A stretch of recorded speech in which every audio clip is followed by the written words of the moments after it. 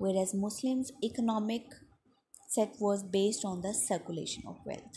अब यहाँ पे जो एक बेसिक इकोनॉमिक डिफरेंस है मुस्लिम और हिंदू कम्युनिटी में, कि हिंदू कम्युनिटी में उनका जो मनी का अर्निंग और वेल्थ एक्यूमुलेशन जो है वो सारी ज़ख़ीरा अंदोज़ी पे मबनी है, जहाँ पे वेल्थ सर्कुलेट नहीं करती है। जिसके पास जितनी ज़्यादा वेल्थ है वो उसका हाकिम होता है और वो उसको जो है अपने पास स्टोर करते हैं। They keep on accumulating there wealth. On the other hand the Muslims economic rule is circulation of wealth. हमारे यहाँ इस्लाम के रूल्स हम जानते हैं कि अगर हमारी ज़रूरी पैदावार है तो उसमें से उशर देना हमारे लिए ज़रूरी है। इसी तरह अगर आप साहिब निसाब हैं तो हमारे लिए ज़कात को काटना जो है वो बहुत ज़रूरी है, जहाँ पे wealth is not only circulated but is also delivered to less privileged sections of the society, whereas it is quite opposite in the Hindu nation, where accumulation of wealth is considered as target of the capitalist, जहाँ पे capitalist जो कि सरमायाकार हैं वो अपना target बना लेते हैं कि उन्होंने ज़्यादा से ज़्यादा वेल्थ को एक्यूमुलेट करना है और वो सर्कुलेट नहीं करती है। Number 11, the subcontinent was large enough not to be managed properly, so the partition was inevitable. दूसरी बात जो उन्होंने डिस्कस की वो जियोग्राफिकल लोकेशंस है कि सिंस सब कॉन्टिनेंट का एरिया इतना ज़्यादा है that it was not suppose to be manage properly, कि उसका इंतज़ाम किसी एक गवर्नमेंट के अंडर नहीं हो सकता है। So the partition was inevitable, इसलिए उसकी पार्टीशन, उसकी तकसीम इंतहाई नागुज़ीर हो चुकी थी। अब अगर हम देखते हैं सब कॉन्टिनेंट की पहली हिस्ट्री की तरफ जाते हैं, प्री ब्रिटिश एरा की तरफ जाते हैं, जहाँ पर मुग़ल्स की भी हुकूमत रही है और तमाम बादशाहों की, तो उसमें भी हम देखते हैं कि बरे सग़ीर को उन्होंने मुख्तलिफ़ हिस्सों में तकसीम किया हुआ था, सिंस एज़ वन यूनिट उसको उसके इंतज़ामी अमूर को संभालना बहुत मुश्किल था। सो इसी तरह उसके इसी जोग्राफियाई जो है उसके रकबे को देखते हुए भी ये नामुमकिन है कि किसी एक हुकूमत के अंडर बड़े सग़ीर का निज़ाम चल सके, लिहाजा उसको उसकी मेजॉरिटी और उसकी तादाद के तनासुब से मुख्तलिफ़ हिस्सों में तकसीम करना और यहाँ पर 2 कौमों में तकसीम करना इंतहाई ज़रूरी हो गया था। Point 11, the creation of Pakistan solved the problems of peace not only in Asia but of the world. अब उन्होंने लेसली एक्सप्लेन किया कि पाकिस्तान की तख्लीक जो है उसने पीस के प्रॉब्लम्स को सॉर्ट आउट कर दिया है, ना सिर्फ एशिया में बल्कि पूरी दुनिया में। अब एशिया में किस तरीके से जो है उसको सॉल्व आउट किया है कि जाहिर है जब 2 कौमें who stood antagonist to each other, तो फिर वहाँ पे उस खित्ते का पीस उससे सफ़र करेगा। People will try to grab the slice of land at every possible opportunity. People will come in cross with each other. वो एक दूसरे से फाइट करेंगे. They will be in daggers drawn, क्योंकि उनके जितनी भी वैल्यूज़ हैं वो एक दूसरे से कॉन्ट्राडिक्टरी हैं। लेकिन जब नेशंस को उनकी अपनी सॉलिडारिटी दे दी गई, उनको उनकी जोग्राफिकल लोकेशंस के साथ उनको फुल ऑटोनमी यानी पूरी खुद मुख्तारी दे दी गई, that is a positive step towards establishment of peace, जिससे एशिया में जो है पीस इस्टेब्लिश हो जाएगा। और अगर एक कॉन्टिनेंट में जो है पीस इस्टेब्लिश हो जाता है, this is the guarantee of peaceful relations towards the world, because every established nation would extend its positive side, its generous side and peaceful side towards other parts of the world. तो इस तरीके से वो दुनिया के बाकी जो countries हैं उनका भी पीस इस्टेब्लिश करने में अपना रोल प्ले कर सकती हैं।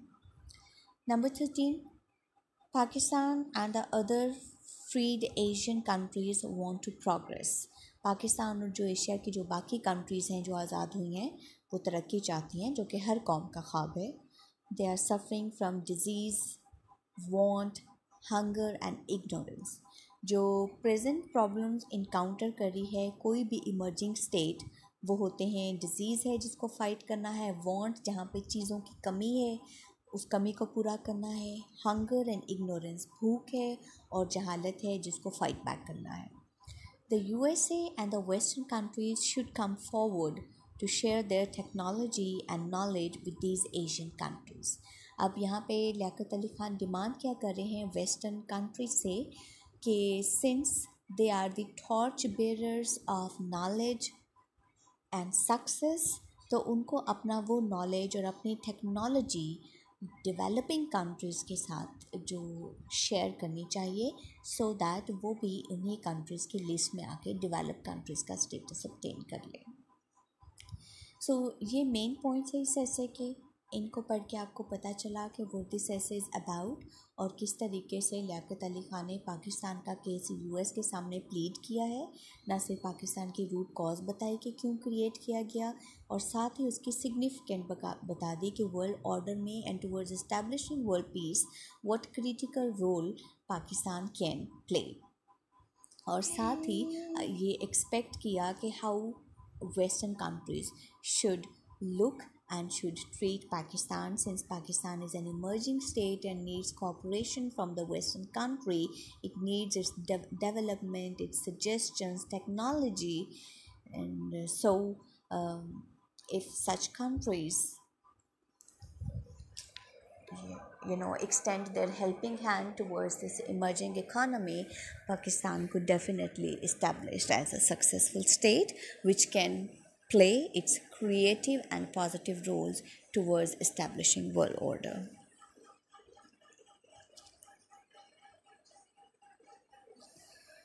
आपके सामने एक और पैराग्राफ जो है वो ओपन है। ये इस ऐसे के इंट्रोडक्टरी रिमार्क्स हो सकते हैं। Liaquat Ali Khan was the first prime minister of Pakistan. Pakistan के पहले वज़ीर आज़म थे। He was the right hand of Quaid Azam Mohammad Ali Jinnah. Quaid Azam Mohammad Ali Jinnah के राइट हैंड थे, दस्ते रास्त थे। This essay named Pakistan and the Modern World is an extract from a speech delivered at the University of Kansas in America when he was being bestowed on an honorary degree. ये उनका ऐसे एक extract है उनकी speech में से जिन्होंने Kansas university में की, जहाँ पर उनको एजाज़ी डिग्री भी दी गई। There he advocated the case of Pakistan very successfully, जहाँ पर उन्होंने पाकिस्तान का केस को एडवोकेट किया। Liaquat Ali Khan was an eloquent orator. Liaquat Ali Khan एक बहुत अच्छे मुकर्रर थे। He threw light on the reasons which brought about the creation of Pakistan. वो वजह बताई जिनकी वजह से पाकिस्तान बना। He also discussed the problems faced by this newborn state, और उन्होंने इस नुज़ाइदा स्टेट को जो प्रॉब्लम्स दरपेश थे वो भी बताए। Liaquat Ali Khan told the Americans that the creation of Pakistan was a very wise step and it had removed the tension in Asia. उन्होंने बताया कि एक बड़ा वाइज स्टेप, बड़ा दानिशमंदाना स्टेप था पाकिस्तान का बनना, और उसने एशिया में कशमकश को ख़त्म कर दिया। Creation of Pakistan was going to play a very important role in stabilizing Asia. Pakistan की क्रिएशन एशिया में पीस को स्टेबलाइज करने में बड़ा इंपॉर्टेंट रोल प्ले करती है। He also invited the role of the USA and that of the West to share their stock of experience and knowledge for the progress and well-being of Pakistan. उन्होंने USA और western country से demand की कि वो अपना knowledge और technology भी पाकिस्तान के साथ शेयर करें ताकि पाकिस्तान भी प्रोग्रेस कर सके। He told that Pakistan passed through the same experience through which America had passed 2 centuries ago. उन्होंने बताया कि पाकिस्तान ने वही एक्सपीरियंस किए हैं जो अब से 2 centuries पहले अमेरिका ने किए हैं। He suggested that they should defy aggression everywhere. और उन्होंने कहा कि अमेरिका को जहाँ कहीं भी एग्रेशन, जुल्म बर्बरियत हो रही है, अमेरिका को उसे फाइट करना है। They must realize their responsibility of the world peace. और इसी तरह वेस्टर्न कंट्री को वर्ल्ड पीस को इस्टेब्लिश करने में उनकी ज़िम्मेदारी को भी निभाना है। They should arrange a constructive outlook. इसलिए वेस्टर्न कंट्रीज़ को एक तामीरी नुक्ता नज़र रखना है। The Americans should particularly assist the people of Pakistan to preserve their liberty. और अमेरिकन्स को ख़ास तौर पे पाकिस्तान की लिबर्टी, पाकिस्तान की आज़ादी को प्रिजर्व करने के लिए, उसको सलामत रखने के लिए उनका साथ देना चाहिए। They should also help the people of Pakistan to preserve their living standards. साथ ही अमेरिकन को पाकिस्तानी लोगों को उनका लिविंग स्टैंडर्ड, उनका रहन सहन बेहतर करने में मदद करनी चाहिए, so that they may really enjoy the fruit of their independence, ताकि वो आज़ादी से पूरे तरीके से लुत्फ़अंदोज़ हो सकें। This speech of Liaquat Ali Khan proved that he really wanted to establish good relations with America. Liaquat Ali Khan की ये स्पीच ने प्रूव किया कि वो अमेरिका के साथ वाकई अच्छे ताल्लुकात इस्तवार करना चाहते थे। अभी जो ये वाला पार्ट आपने पढ़ा है, इस पार्ट को आप अपना एज अ लर्निंग मटेरियल रखेंगे। ये आपका इस एसे के बारे में इंट्रोडक्टरी रिमार्क्स हैं जिनको आप माइंड में रखेंगे and you will reproduce them. कोई भी क्वेश्चन जो आप अटेम्प्ट करने लगते हैं आप उससे हेल्प ले सकते हैं। कल के लेक्चर में हम फर्दर जो है वो इन सारे पॉइंट्स को उनको एलैबोरेट करेंगे और आप उनके बारे में डिटेल पढ़ेंगे। अब इस पार्ट के बारे में, इंट्रोडक्टरी पार्ट के बारे में जो भी क्वेश्चन है वो आप मुझसे कर सकते हैं। Till then take very good care of yourself. Allah हाफ़िज़।